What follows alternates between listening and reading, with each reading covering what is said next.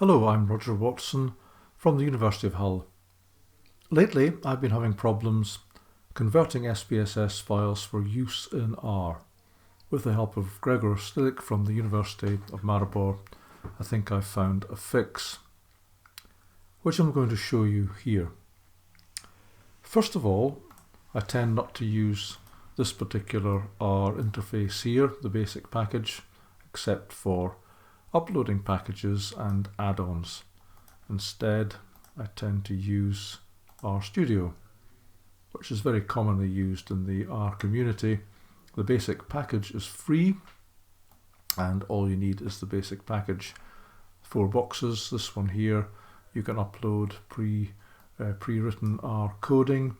Down here is just the interface, the console for doing the analysis. Looks exactly like the R interface.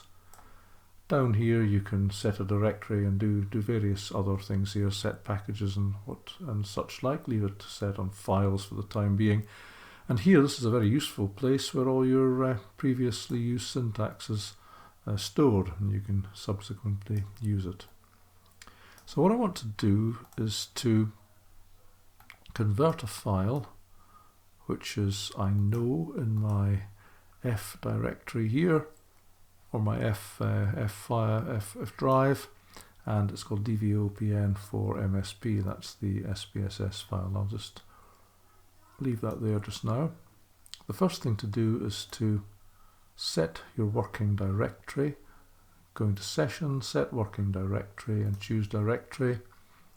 In the RStudio, click on F once, don't double click, open, and then that will open this here, and you can see that I've got the file here, the SPSS file here. I can close that now. Then I can load foreign, which is the usual way of loading SPSS files or any other files into R. And instead of the old way of loading files, which was to use file R and then data frame read SPSS files in, which if I try to fix that, doesn't work. And if I try to read it using this, it's not there. str data.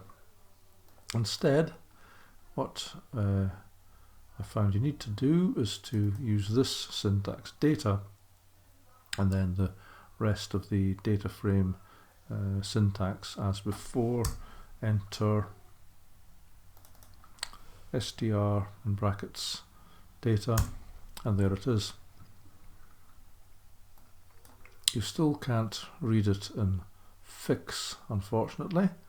It's not there.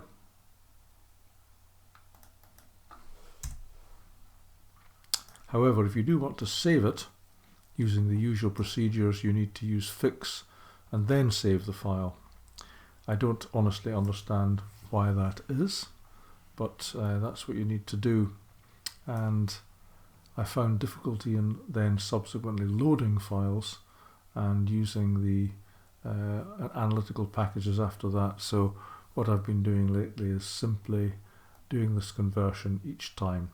So clearly something's changed that I don't know how to get round.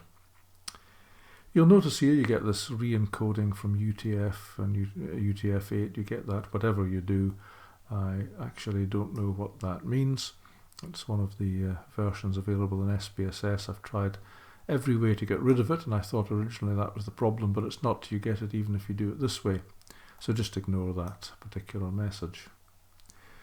So let's try and prove that our file is in there and that we can do something with it. So I'm keen on Mocken scaling analysis. So let's load the Mocken scaling package, and then let's try to do a basic Mocken scaling procedure, which is the automatic item selection, the AISP.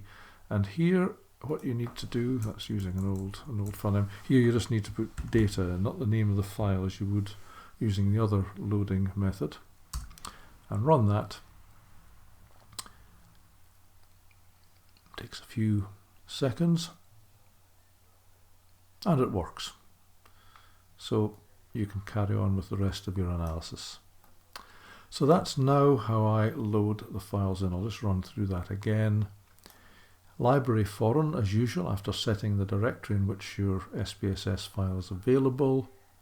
Then instead of using file R, I just use data, the symbol for less than and hyphen, space, data.frame, open bracket, read.spss, open bracket, double quote mark, name of the SPSS file with a .sav at the end, double quote mark and close brackets twice, and that works.